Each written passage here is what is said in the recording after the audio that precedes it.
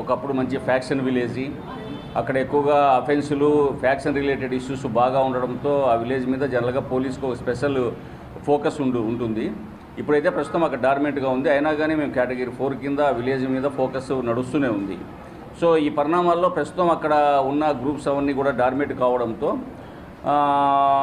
ఇప్పుడు ప్రస్తుతం దాని మీద ఆ యాంగిల్లో ఫ్యాక్షన్ యాంగిల్లో కాకుండా మీ రిమైనింగ్ క్రైమ్ గురించి ఫోకస్గా ఉన్న టైంలో రీసెంట్గా 25న అక్కడ ఒక పెట్టి డిస్ప్యూటు, యాక్చువల్గా అందరూ బోయా కమ్యూనిటీ పీపులే, రంగడు అండ్ మునుస్వామి అనే వ్యక్తుల మధ్య చిన్నపాటి డిస్ప్యూటు. అది దేనికంటే ఒక అమ్మాయి విషయంలో కామెంట్ చేశారని ఒక సబ్జెక్టు, అంతకుముందు అక్కడ ఉరుసులో జరిగేటప్పుడు ఇతను మునుస్వామి అనే అతను దొంగతనం చేసేవాడని కామెంట్ చేసినాడనే ఉద్దేశంతో ఈ సురేష్ అనే వ్యక్తికి ఫోన్ చేసి అబ్యూజ్ చేయడము, సరే ఎక్కడ రమ్మంటారో రానని చెప్పేసి ఈ కామెంట్స్ విషయంలో తదుపరి ఈ బస్టాండ్ వద్ద 26వ తారీఖు ఉదయం 10 గంటలకు వీళ్ళు కనబడి కొట్టుకోవడం జరిగింది. ఆ కొట్టుకున్నప్పుడు వాళ్ళ దగ్గర కట్టెలు ఉండడము, తర్వాత రాడ్లు వాడడము, తర్వాత కొడవలు కూడా తీసుకొనేసి వాడుకున్నారు.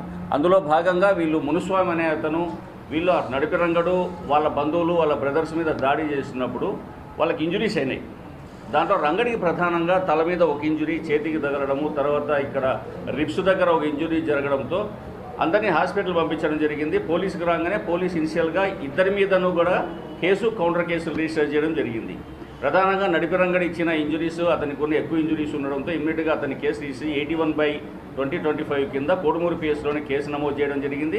వాళ్ళ అవతలలో ఇచ్చిన దాన్ని బేస్ చేసుకొని రంగడు వాళ్ళ బ్యాచ్ మీద కూడా 86 కింద ఒక కేసు రిజిస్టర్, 82 కింద ఒక కేసు రిజిస్టర్ చేయడం జరిగింది.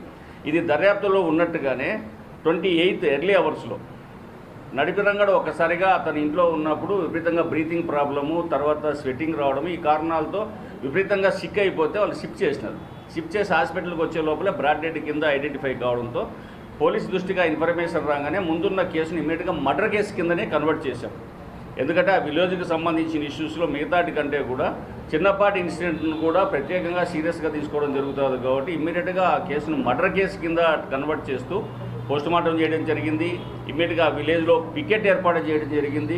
అట్లాగే పోలీస్ ఆఫీసర్స్ని కూడా మూవ్మెంట్ పెట్టేసి మిగతా ఫార్మాలిటీస్, కేసుకు సంబంధించిన అన్ని ఫార్మాలిటీస్ పూర్తి చేసి పంపించాక ముద్దాయిల కోసం ఇమ్మీడియట్గా స్పెషల్ పార్టీస్ చేసేసి మా సిఐ చిరంజీవి గారు, ఇన్ఛార్జి సిఐ గారు ఫర్ కోడుమూరు, అట్లాగే మా ఎస్ఐ గారు వెరిస్వామి గారు కూడా దీని మీద ప్రత్యేకంగా చేస్తూ మా గూడూరు ఎస్ఐ అయిన తిమ్మయ్యను కూడా ఇందులో ఫోకస్ తీసుకోవడం చేసుకొని ఇన్వెస్టిగేషన్ స్టార్ట్ చేస్తే ఇవాళ మధ్యాహ్నం ముద్దాయిలైన మునుస్వామి, తర్వాత సురేష్, బజారి, వీళ్ళందరూ శివ, వీళ్ళందరూ కలిపి మొత్తం 8 మంది, ఆ కేసులో ఉన్న 8 మందిని అరెస్టు చేయడం జరిగింది. ఎక్కడ పూలకుర్తి గ్రామ అవుట్స్కర్ట్స్లో అరెస్ట్